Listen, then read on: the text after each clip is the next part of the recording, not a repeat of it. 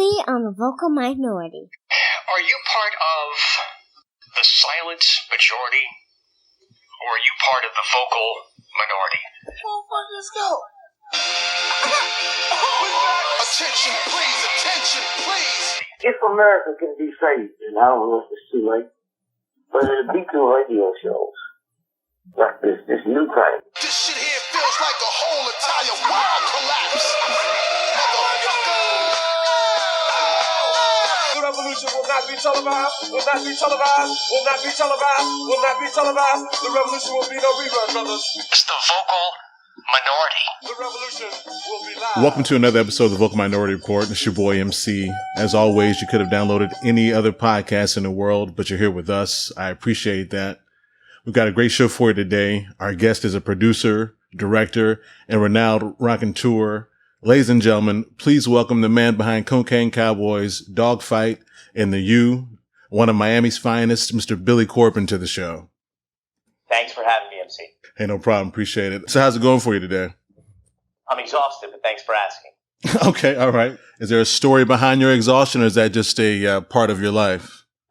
No, we're pretty well caffeinated here at Raconteur, but it's just a lot of projects going on, a lot of different things all happening at the same time. Good problems, as Okay, they say. I got you. All right.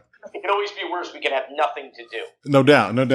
I got you right. No, I hear you. So, okay, well, speaking of work, one reason why I want to talk to you is, a lot of your work is based on things that I guess I love, right? Documentaries, drugs, crime, sports, black people, Miami. I mean, I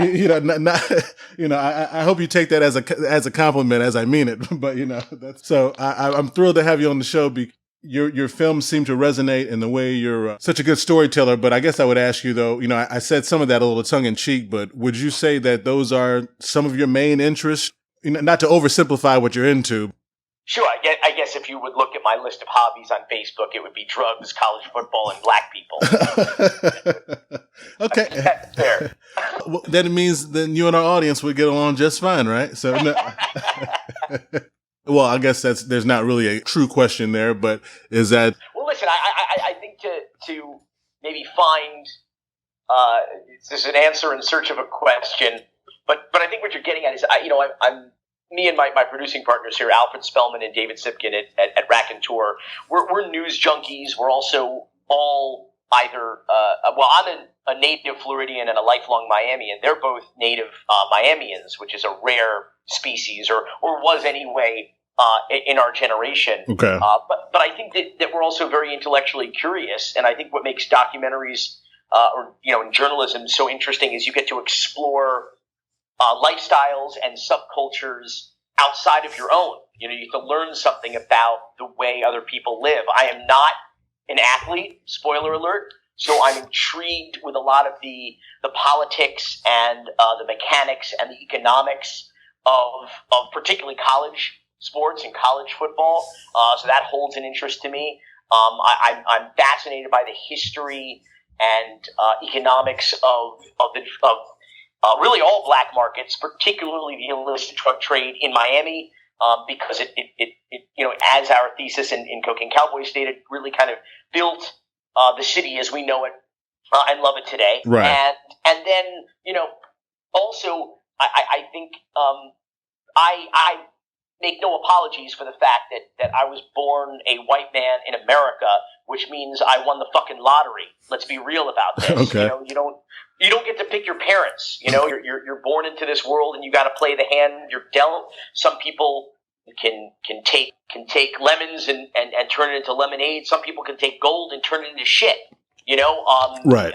It's all about what you make of your experience and how you play that hand that you're dealt. But I'm very interested about how my fellow Americans, essentially, who don't necessarily look the same as me, who were born into different circumstances as I am, what their experiences and what their struggles are. I think that's only fair. I mean, these are my brothers and sisters and fellow Miamians, my neighbors. And I think that I'm just naturally sort of interested in the experience of people who are different than me because I don't have that that experience. That's good. I'm glad your curiosity, if you call it that, or would call it that, is able to manifest itself in a way that, you're a good storyteller, and you and your partners have been able to deliver such compelling pictures into this life. I just rewatched Collision Course a couple of days ago because I was, wanting to get in the right frame of mind. I didn't have enough time I didn't know if I wanted to start with Cocaine Cowboys 1 or want to watch Reloaded. So anyway, I watched Collision Course, the 30 for 30 short that you did, the Bob Aronoff murder. I don't know what my point there was, but so anyway, so I'll edit this out and I'll move on to my next real questions. All right. So what was the Miami that you grew up in like? Your neighborhood and your life as a child versus, the Miami that you grew to document in. Cocaine Cowboys, Dogfight, I think you are probably, the ones that I've watched the most. So I'll probably reference those the most here. But just as far as the Miami you grew up in, I usually don't look up the age of my guest, but I only fairly recently looked yours up because I guess I'd seen a picture of you before, but you looked a lot younger than I thought. And I was like, wait a minute. So I looked at your age. So you're a lot younger than I thought, number one, which that really doesn't mean anything. But I think with your work, I'm like, I just assumed you were older. So saying that. I was born in 1978 in Fort Myers, Florida, which is an interesting place. It's one of the many places in Florida where it was all lies that came true, which is basically the story of much of Florida.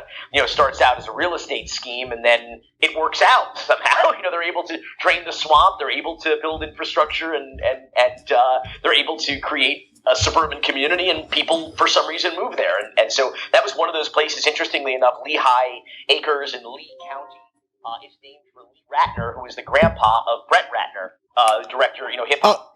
Oh yeah, for sure. Right. Yeah. Yeah. Turned. That's Rush Hour, right? Yeah. Brett Ratner. Yeah. The Rush Hour trilogy yes. and X-Men 3. Yeah. A lot of fun stuff. And so Brett's grandpa, Lee Ratner, is who Lee County, Florida, is named for, and that's where I was born. Okay. And then we moved down here when I was 3 years old to the North Miami Beach area, just blocks away and downwind of the famous Krispy Kreme factory, the store right there on 167th and 6th Avenue, where to this day, since the 1950s to today, they have made the donuts fresh, multiple times a day and shipped them all off, to the other stores. Oh, okay, all right. Right from there. So that was a very it was working class Jewish and black neighborhood. Okay. Still is actually today. And so that was my first home, my parents' first home in Miami-Dade, or Dade County at the time, Metro-Dade, and later Miami-Dade County as they changed the name in the mid-'90s.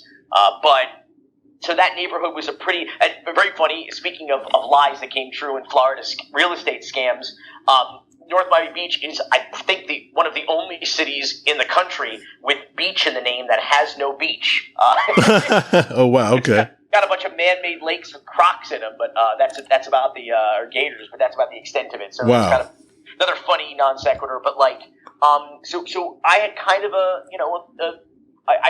it was kind of just a working class, Jewish neighborhood that we moved into after that in the Miami or the Highland Lakes area by Highland Oaks Middle School and Highland Oaks Elementary School. I used to ride my bike to school, so I had a pretty typical middle class, suburban kind of upbringing, and rode my bike to school, shit like that. And what was interesting about it though is that I was very young during the Cocaine Cowboys era, and what I noticed, I was conscious of and remember to this day was money.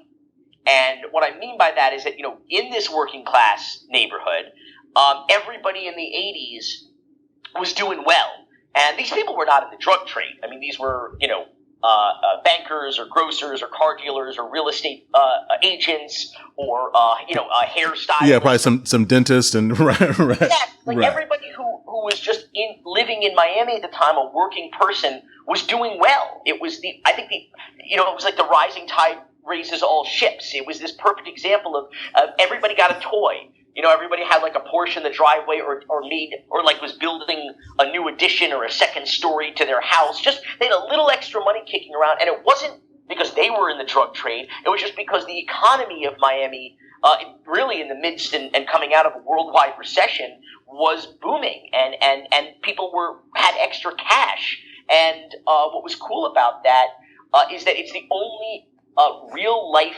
example that I can think of Ronald Reagan's trickle-down economics actually working. Oh, wow. Because he had so much cash coming into the area as a result of the illicit drug trade that it trickled down into every single facet of the service industry, of real estate, of infrastructure, of the economy, that it was just simply unavoidable. I remember the lady who still cuts my hair. She's cut my hair for almost 20 years now. She told me one day in the 80s, she's cutting some hair, and, like at the end of your haircut, you just kind of slip a tip, into her little pocket, like in her like coat or whatever. Right. And so she goes home at the end of the day and turns her pockets inside out and counts up all the folded bills or crumpled up money of her tips. And so one day in the 80s, she goes back home, she's got the money, and then she finds a little baggie with white powder in it. And she said she was so naive, she had no idea what it was. She asked a friend of hers, she said, "What is this?" And she said, "Oh, honey, you don't know what that is?" She goes, "That's worth more than gold. That's better than a cash tip." So that was just like the Miami that I grew up in, is that people were having a good time, people were doing well. Yes, there was crime, and all kinds of crime. It wasn't just drug-related crime. The police were so overwhelmed with the drug-related crime that we saw an explosion in other crime, in like street crime and home invasions, and the shit that affects everybody. For a while, people were like able to dismiss the drug crime, going like, well, if I stay out of those neighborhoods, like the Hispanic neighborhoods or Kendall or Hialeah or Dadeland, that, we won't, as long as we don't go south, like that won't affect us. Okay. But then it started to affect us because it was it so exhausted the resources of law enforcement that while they were so busy chasing around the Cocaine Cowboys, criminals were able to just they were prolific. So then it started to get pretty bad, even in our neighborhoods, where people were getting robbed and beat up and shot at, and people were tying ropes to front doors and then to the back bumpers of cars, and then driving off with the doors when a bunch of guys would just invade the home and steal everything that wasn't nailed down. So there was a lot of that kind of excitement before the crackdown happened, and Miami became a little bit safer as we went from the 80s into the 90s. I can see why you do what you do, because you just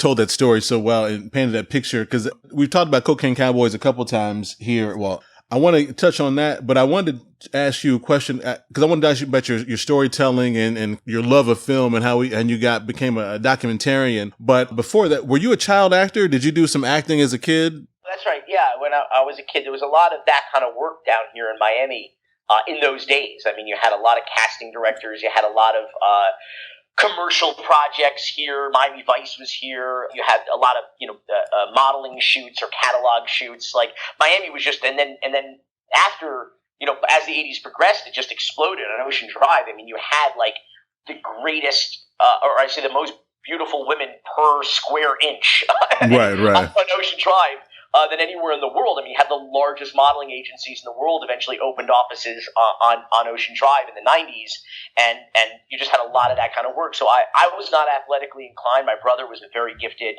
young athlete in literally every sport that he attempted, and I was not an athlete. I struck out at my first at-bat at North Miami Beach Optimist T-ball. Okay. That was not, my dad's dreams of me being a ball player kind of fell right there as my bat hit the tee and the ball fell down onto the dirt, there. So, right. Even it had Optimist in the name. So yeah, right. Yeah, no. Yeah. So that was not, sports stardom was not my destiny. So, okay. So I looking for after school projects, I had a friend who I saw on TV in a Sears commercial riding a bicycle. I'll never forget it.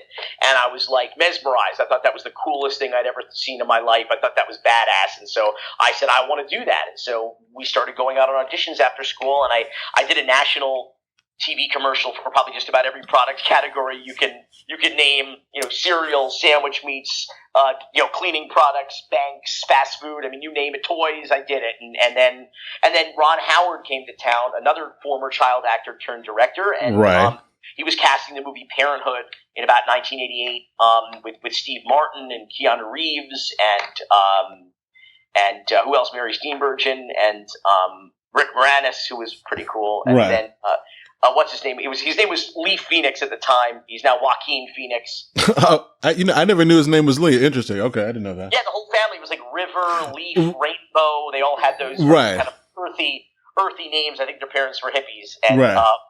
And so, anyway, so that was a great experience. And then I started to go to LA from there and doing a lot of cool work in Los Angeles, a lot of film and television stuff all throughout the 90s before I retired at the ripe age of like 15 or 16, and then went to high school full-time in downtown Miami on the Miami-Dade, and in those days, Miami-Dade Community College, now Miami-Dade College, Wolfson campus at New World School of the Arts High School.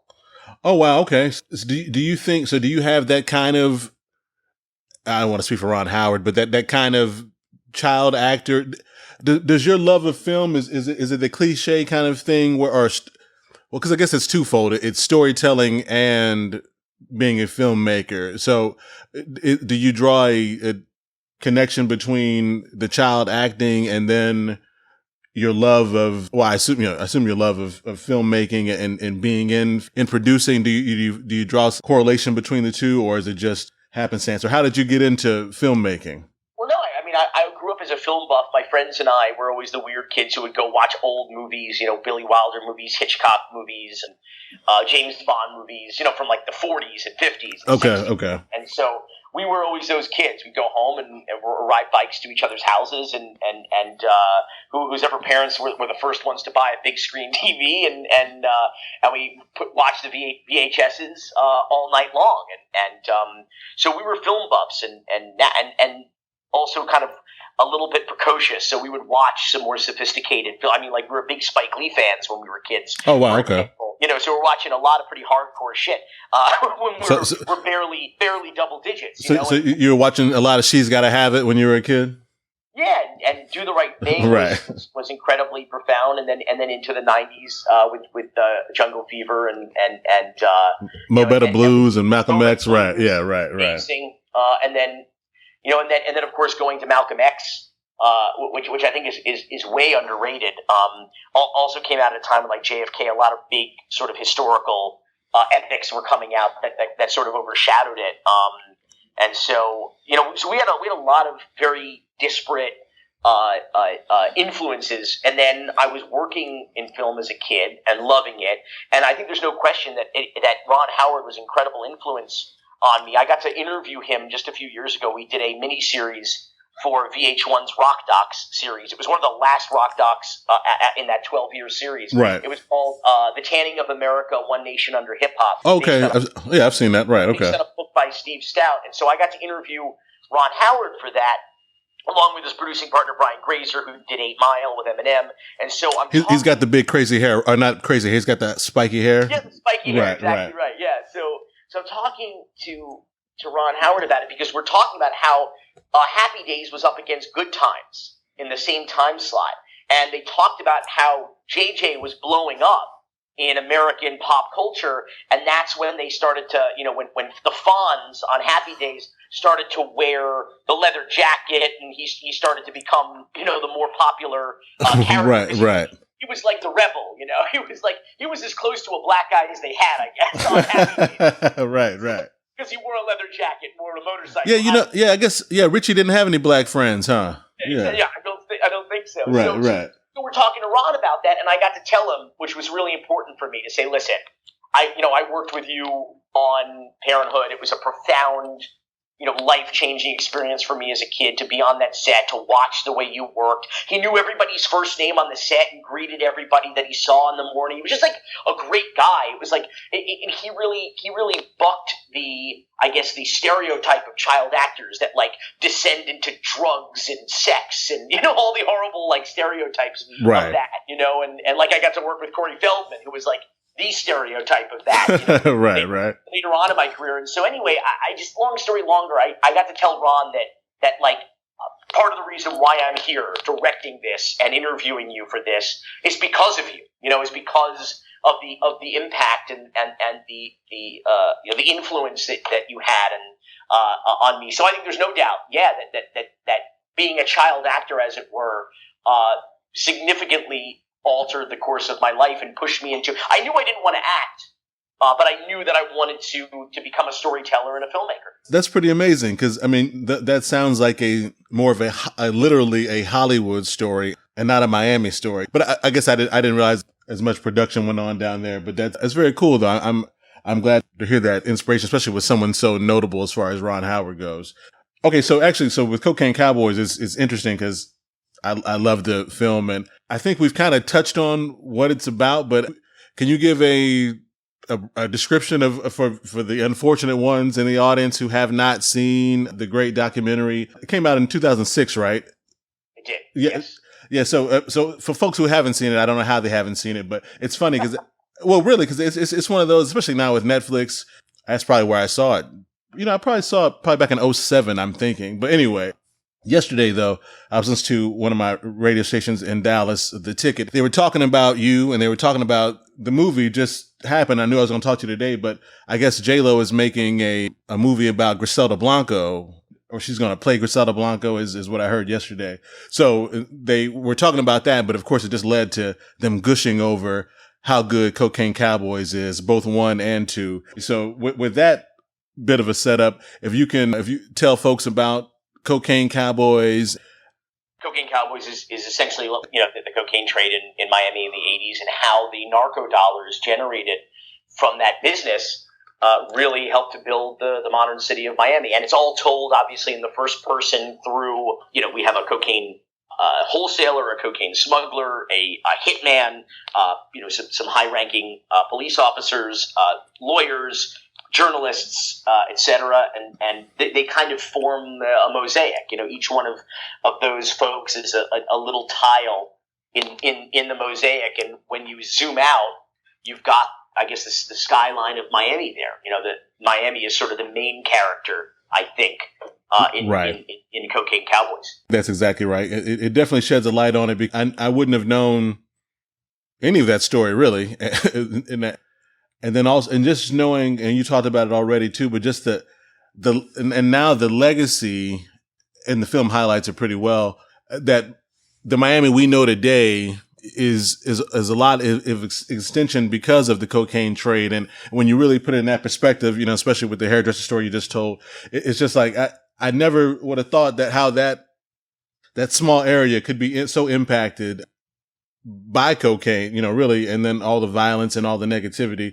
There's part 2 with Griselda Blanco and the godmother that is extremely compelling, and you take it to the West Coast on that partly to tell that story. But my questions about that film, and they have more to do, I guess, with a documentary in general, as far as collecting all the information and reaching out to all the folks, to finding all these principles and that you've dealt with. And when I was watching Collision Course, actually, and I guess it probably makes sense because you clearly made contact with these people already, but I saw a couple of familiar faces, from that story, just because I was like, okay, well, that's my man, was his name Mickey with the cowboy hat? I think, yeah. Right. And obviously he's much more understated in Collision Course as a lot of people are.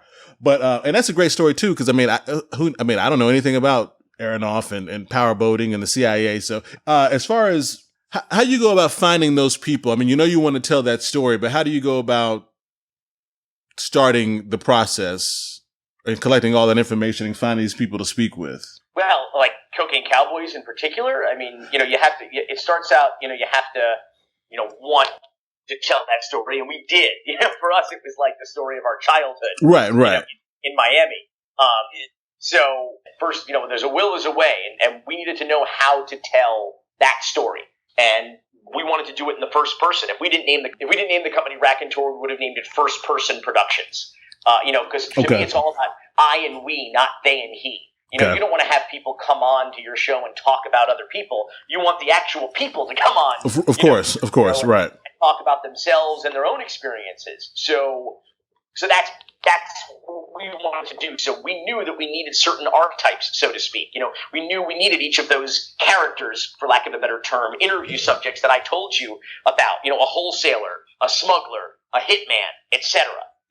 So we just had to find them. Okay. And in Miami, that's only a matter of time. One of my favorite pastimes in Miami, or my favorite hobbies, is you just walk into a dive bar and you pull up a stool next to the the crustiest guy in the joint and strike up a conversation over whiskey, and the next thing you know, you're talking to some former drug smuggler, a guy who just got out of federal prison, a deposed third world dictator. Like, Miami's just filled with these characters and stories. I always say that LA is where you go when you want to be somebody, New York is where you go when you are somebody, and Miami is where you go when you want to be somebody else. Florida is like that. It's always been a sunny place for shady people. And so, okay, I got you. And so, like, you just find interesting people. My cousin was sitting at the pool at his condo in, like, Aventura or somewhere, North Dade, and he meets John Roberts, and there's our cocaine wholesaler. Right, okay. And then John introduces us to Mickey Monday, and there's our smuggler. And then we start writing letters to Griselda Blanco, Jorge Riviala, her hitman, and Kumbamba, another one of her hitmen who was serving in Louisiana for the murder of Barry Seal, which is covered in Reloaded and is now the subject of a new Tom Cruise movie coming out, I think, next year.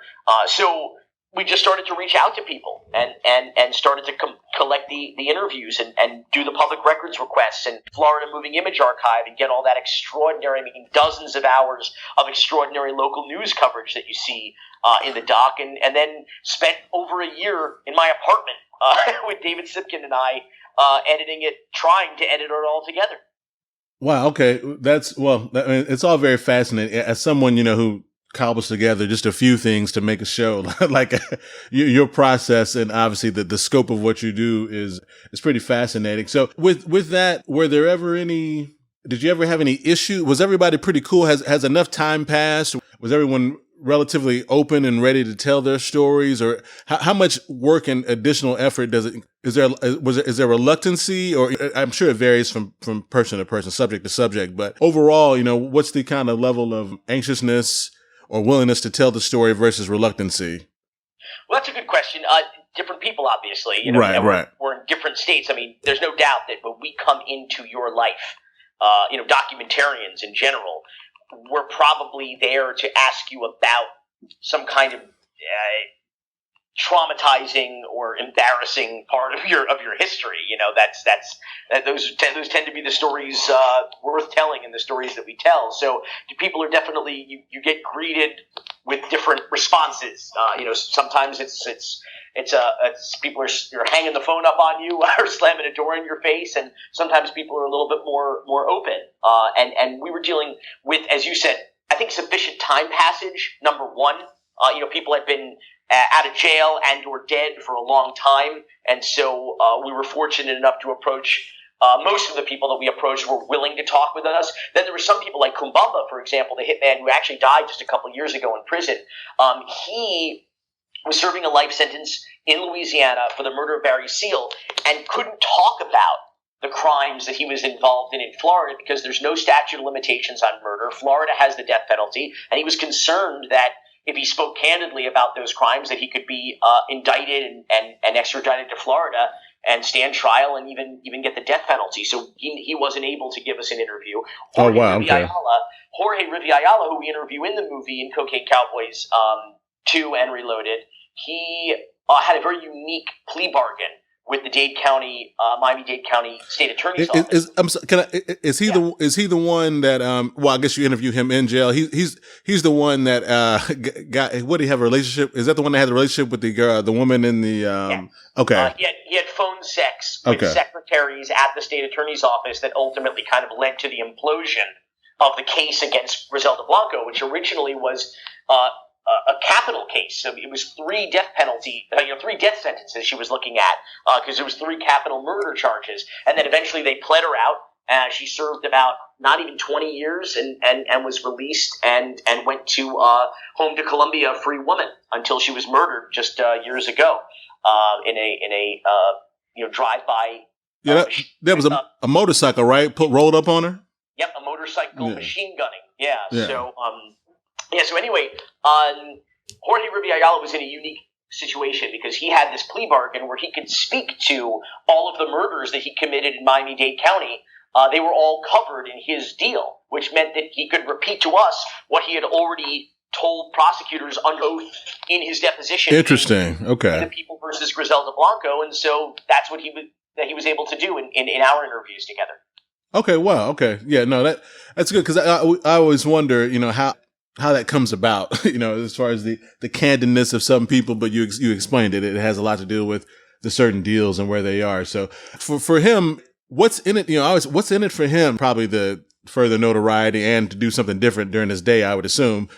Okay, so here's just a question, just because that I'm always curious about that really is not super important. But when you're making a film, you mentioned, was it the Florida Movie Archive? I always wonder where a documentarian goes to get all the additional footage. I mean, there's so many cutaways. Obviously, I realize a lot of it is still photos, but obviously it's done in a very artful way. And then there's some B-roll and the aerial shots, but then obviously you have the old footage. Regarding like the old and archival footage, when you do your cutaways, when you go back to when you're describing a story and you'll talk about, the murder of whomever, right? And so obviously there's sometimes when you're showing the house, the murder, the photos, you're showing actual footage of the event. But then there's other times, and you may not do this actually, now I think about it, but where there'll be, it feels like generic footage of another event. How much footage are you actually using that is relevant to the content that you're telling about in the moment? Or are you ever just kind of filling the space with other stuff that's relevant, but it may not be the actual scene in 1980 that we're talking about? Yeah, it's all relevant in that the reason why we're using it is that it applies to the given soundbite or situation or scene, but some of it is taken out of context. I think we're guilty of that on occasion. You try not to do that, but of course when you're trying to create not only a work of journalism but a piece of entertainment, which is what documentary films are. They're a combination, of course, of journalism and entertainment. And in the case of Cocaine Cowboys, the average film, I think, has something like 1,500 cuts in it. Cocaine Cowboys has like over 5,000. Right, okay. The idea was to make it seem like you're kind of like on cocaine, while you're watching it. That was the whole aesthetic and vision of it. So you are seeing shots of Dadeland Mall, for example, that are not necessarily from the exact day of the Dadeland shooting.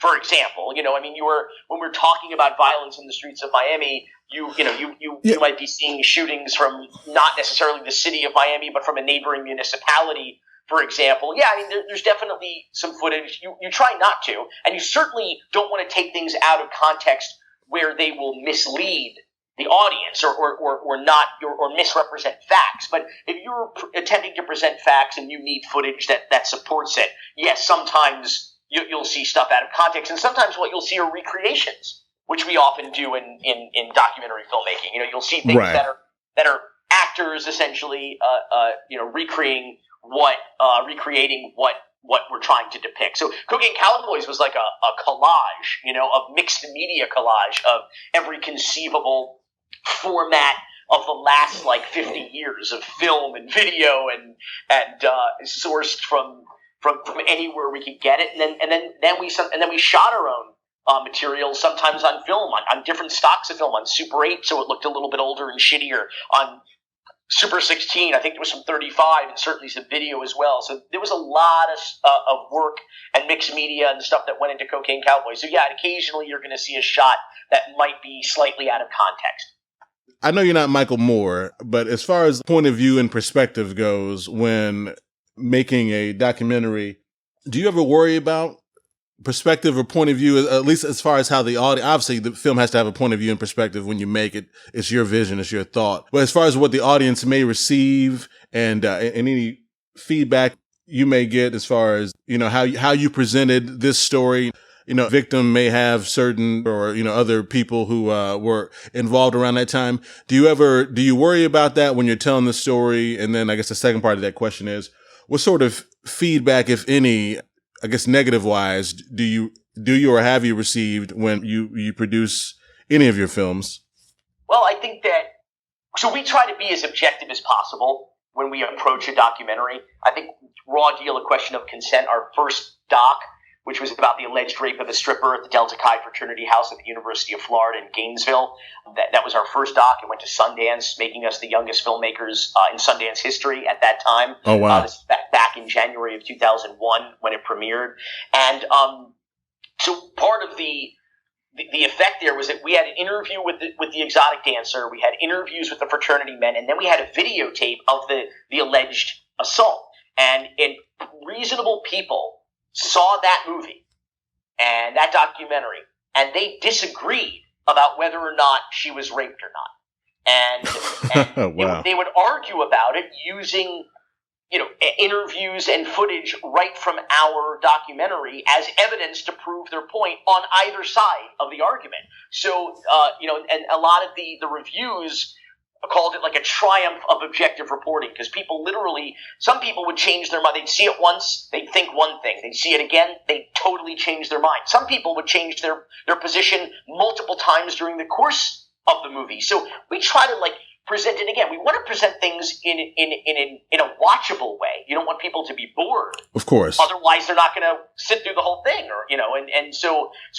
but we try not to put our thumb on the scale too much in most of our documentaries. We just kind of present the raw, unadulterated truth without being too biased. And the complaints tend to be in Cocaine Cowboys, some people thought that we were glorifying the violence or the drug trade in Miami, because of the stylistic decisions we made. Again, aesthetically, I wanted it to be entertaining so that people would watch the movie and in many cases watch the movie over and over and over again. I know that people do, because it's been on Netflix forever. It's been on Showtime and CNBC on an endless loop, it seems. Right. So people are obviously not just watching it once. So I think that's a testament to the stylistic decisions we made. But then you get a little bit of flack from people who say, "Oh, you glorified it because there's fast cutting and good music." And it's like, well, no, we just try to make a good movie. I mean, we're guilty of that, certainly. In Dogfight, I got to tell you, man, if you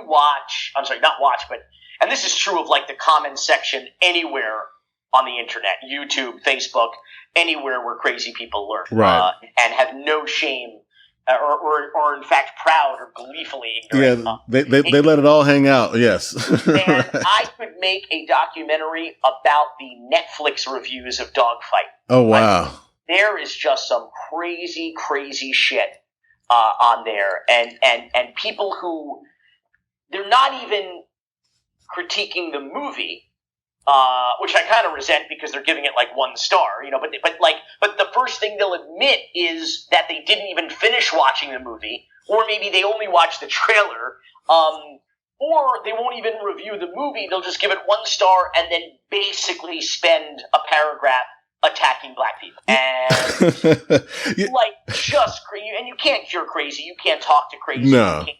You just have to kind of let it go. But there is some, I tweeted, I think 1 or 2 of the particularly outrageous ones. One that basically just kind of repeats the N-word in all caps, over and over and over again.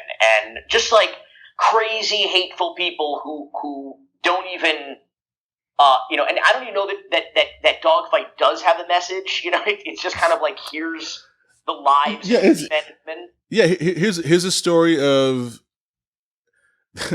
here's a story of some people, black people.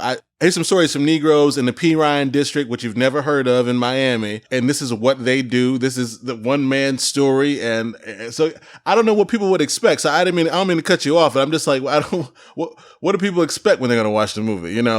So again, it's not just what they expect. It's their reaction to it. Listen, I dig that people respond viscerally to our work, that they love it, they hate it, they say great things about it, they talk shit about it. I'm all for it. I'm all for, art, should instigate a reaction.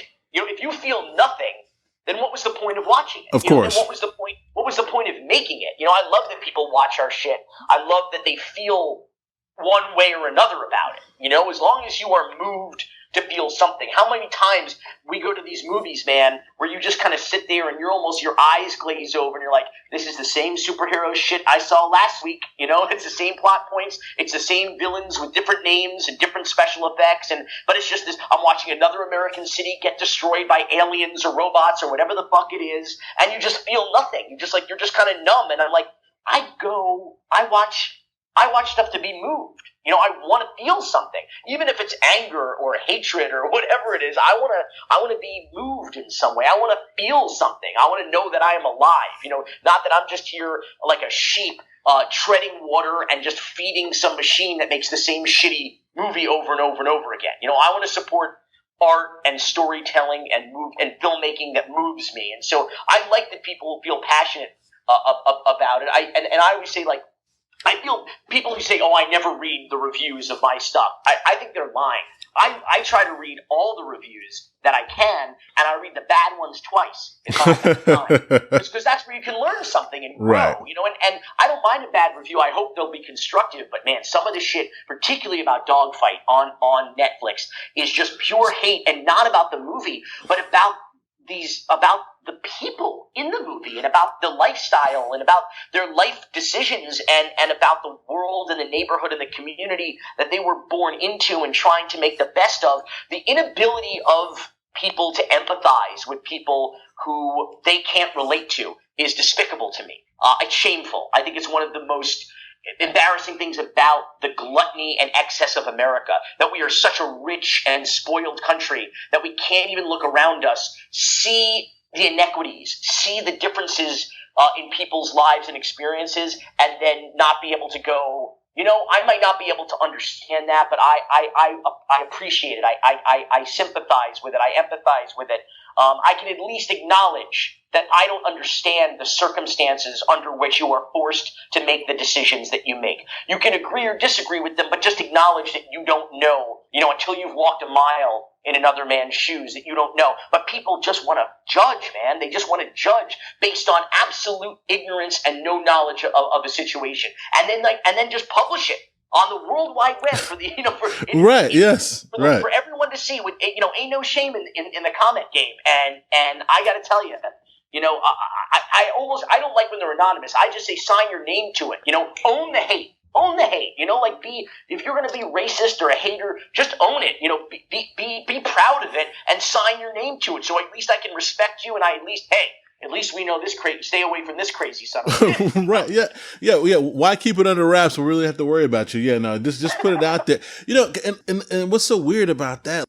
I don't know anything about that life. You know what I mean? Like I know nothing about that life. You know what I mean? Like that's, and the whole point of watching is let me watch a good story about something interesting, and you know, and that's it. You know what I mean? And then to talk about Dogfight specifically, I mean the shots and the fight scenes are just, you know, it's good work. I mean, you know that, but I mean the impact of the punches and the technique. I wish I knew more about film so I could ask you more specific questions about capturing that type of fight and how close the cameramen have to be, and just I guess, you know, but I guess in that life, is everybody pretty receptive? I guess that's one thing when you're filming like live like that, or, you know, actual.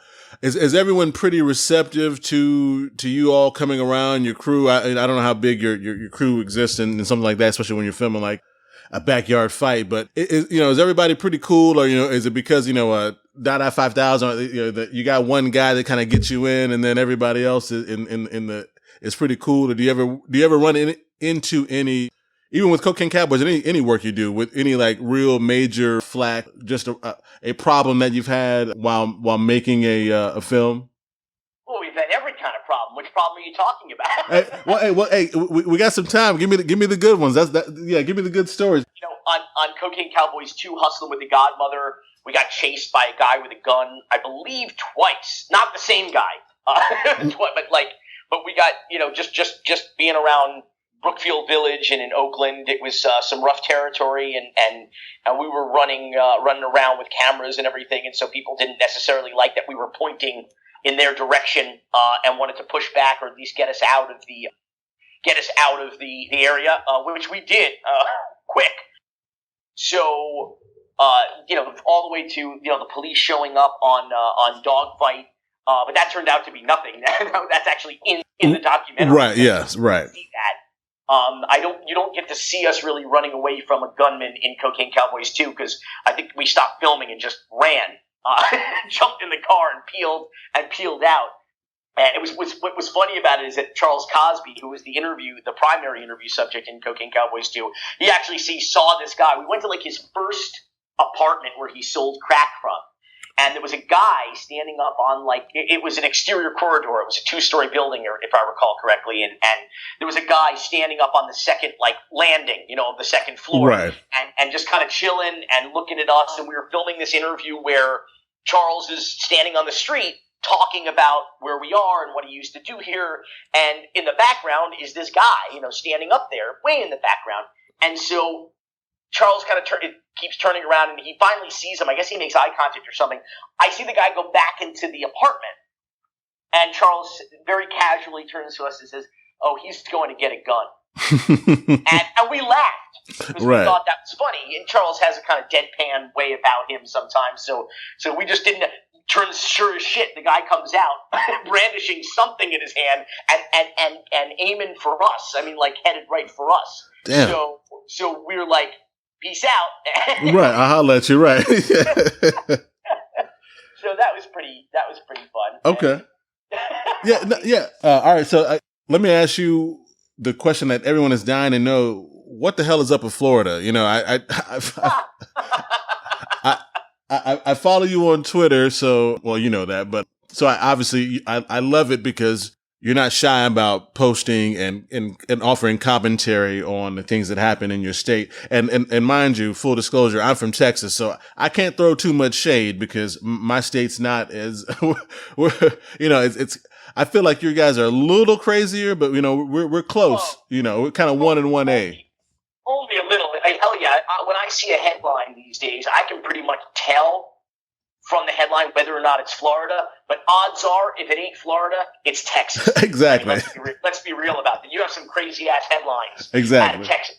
And usually, if it's not Florida, it's you guys. So, just to be real. Yeah, no, right. Yeah, no shade thrown because I know, hey, people in glass houses, right? I know what's going on down here, but I feel like Florida, and I had a guest on. She's actually a true crime author and public radio person. Anyway, out of New Hampshire, and we were just talking about.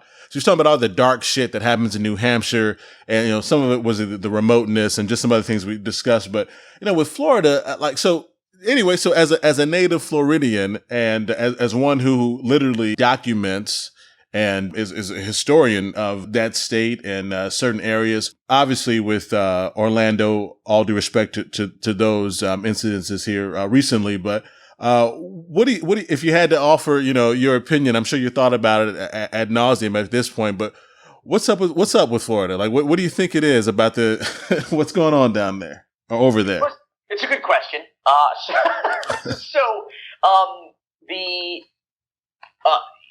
We have a transient population, and so a lack of institutional memory. Okay.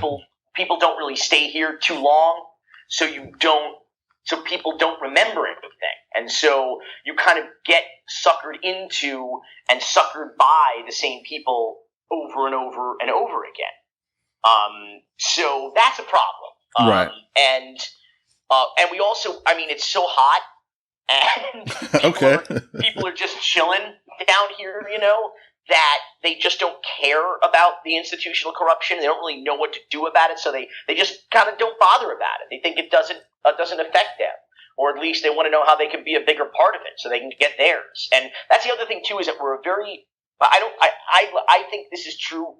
Or more true of Miami in particular than it is other places. People might want to argue with me, but I think it's a very selfish, self-centered community, particularly the way that people. It's manifested in the way that we drive, like total assholes. Where we're going is that much more important than where you're going. Right. But I need to drive like a total asshole in order to get 2 car lengths ahead of you.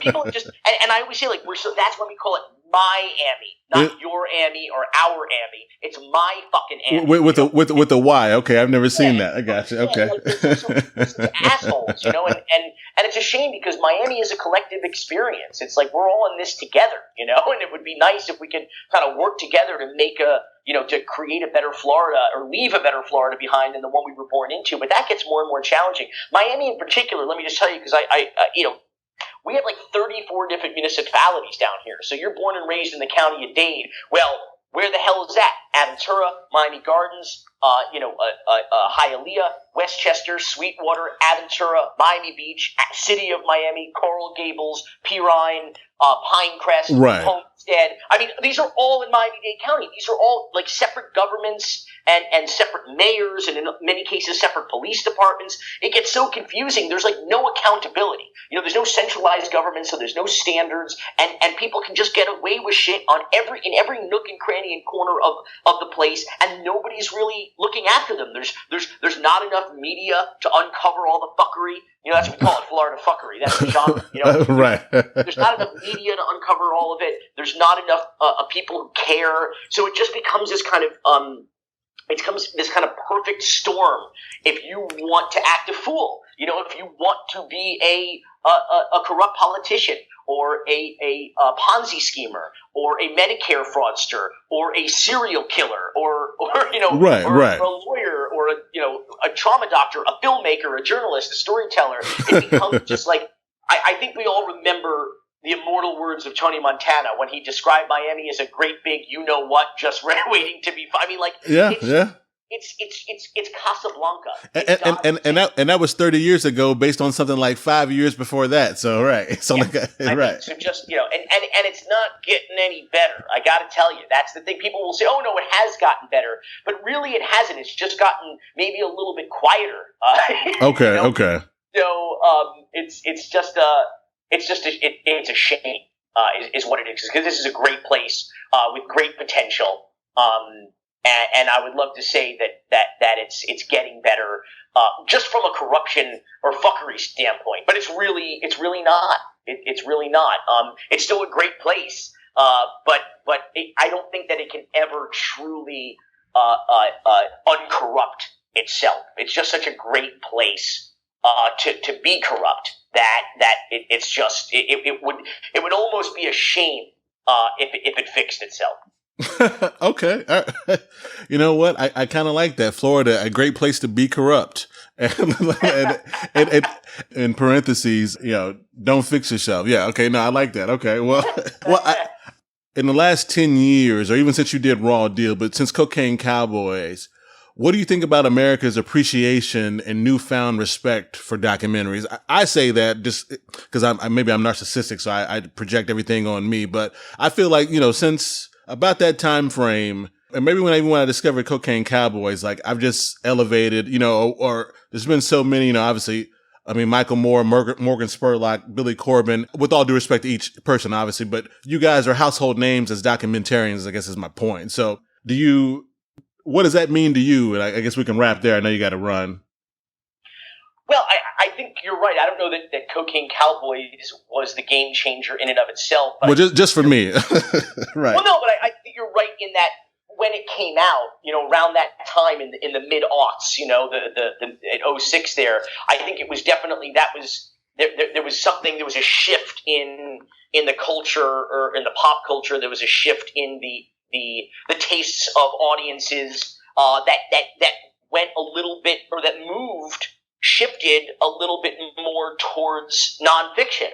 And, there was a Business Week profile about Alfred Spellman and David Sipkin and our company, Raconteur, back in 2009, so in the aftermath of Cocaine Cowboys. And one of the things that Tom Quinn was our man at Magnolia, Mark Cuban's company. Okay. He released, I think, 5 of our docs, probably more than any other content creators at Magnolia. And then he went on to head Radius for the Weinstein Company, where they won 2 Oscars for Best Documentary, like 2 years in a row. Oh, wow. So okay. He's a badass. And his quote, he has a great quote about our company and about Cocaine Cowboys, where he says, they discovered with Cocaine Cowboys a new demographic for documentaries, for nonfiction that we didn't really know existed before, and it was younger, hipper, and more urban. And and so he credits us, I guess, at least in part with that. But I think it was just like we just shone a spotlight, on something that they didn't know about before, but should have known about it. We knew about it. You just need to watch one episode of Cribs to see where Scarface stands in the in the pantheon of hip hop greatness. No doubt. And so we thought that doing the real Scarface or doing a documentary on the real Miami Vice would especially at that moment in time where it seemed like the nostalgia cycle that runs in like 20-year periods was coming back to like all things Miami in the 80s, and it just seemed like a no-brainer for us. And so I think it's great that more people are interested in documentaries, that more nonfiction filmmaking is being produced, particularly because each and every one of us, presumably each and every one a person who's listening to this podcast, because it's a podcast, and that means that they are, somewhat social media and technologically savvy. Right. We all possess in our pockets right now the best quality camera any of us have ever really owned, probably. And we have the ability to produce nonfiction. We have the ability to gather news. We have the ability to capture the real world as it's happening. And then from the same palm of our hand, or from that same palm, we can distribute that content internationally with the press of a button. Now, as Uncle Ben, Spider-Man's Uncle Ben would say, with great power comes great responsibility. No doubt. So you got to be careful with that. But I think that's a major game changer. Everybody is a documentarian now. Everybody is a citizen journalist. I mean, we're seeing that with use of force in police cases. Always be filming. You've got it in your pocket. Always be recording. Interactions with public officials, interactions in public, when shit's going down. I mean, the first thing people reach for is their phone. A lot of people think that's, especially from older generations, like to piss and moan about it. Like that's a bad thing. Now, I agree under certain circumstances you should sit and enjoy life and enjoy that concert. You're never going to watch the video. Right. You're experience life through your eyes, not through your phone. I get it. But when shit's going down, whip that phone out. I mean, you're going to want that evidence, and you're going to want to be able to share it with the world. There's a lot of major news stories of the last half a decade or more that hinged upon or were changed as a result of cell phone camera. That is documentary filmmaking. You are a documentary filmmaker. You are a journalist when you pull that phone out to capture what's going on in the world. And I would just encourage everybody to have at it. Awesome. Well, hey, that's definitely a good place to end it. So, hey, I appreciate it, man. Thanks. I hope we can talk again. I didn't even get to ask you about what you're working on and all that stuff. So, next time I have something to promote, I'll come on. We got a lot of shit going on. Awesome, man. All right. Well, hey, thanks a lot. I really like your work. Thanks, man. All right. Thanks.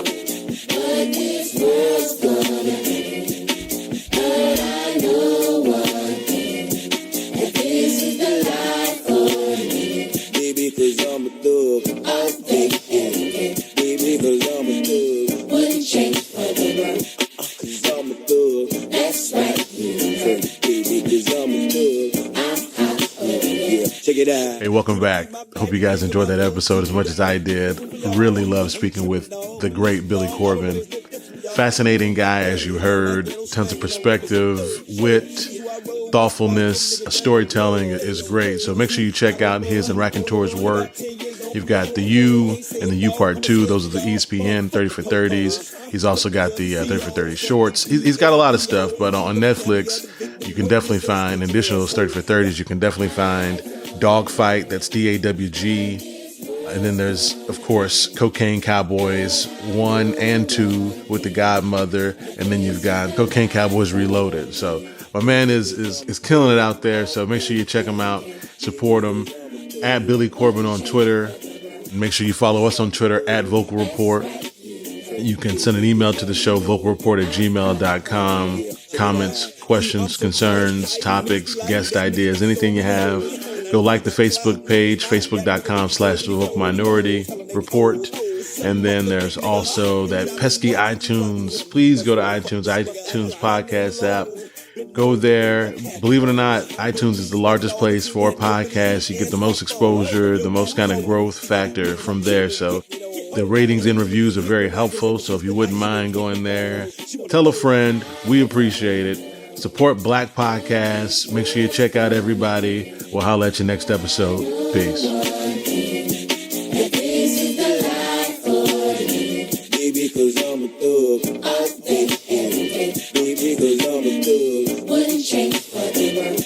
'Cause I'm a thug. That's right. It's right 'cause I'm a thug. I'm hot. Yeah, check it out. Since y'all niggas wanna smoke blunts, coke guns, I'ma show you how to thug it, dog. In there, half a pill and some Zephyr, and I'm like, fuck it, dog. Long as my ecstasy got the best of me, and none of you niggas ain't stressing me. I got one request in this bitch, and you can have the rest of this shit. If a nigga drop some shit that's whack as hell and don't make no damn sense, take it back, talk about it, and tell your dog don't even buy that shit. And I don't care who he is, away from, I represent thug shit. And you ain't gotta give me my props and nominate me, 'cause damn it, I love this.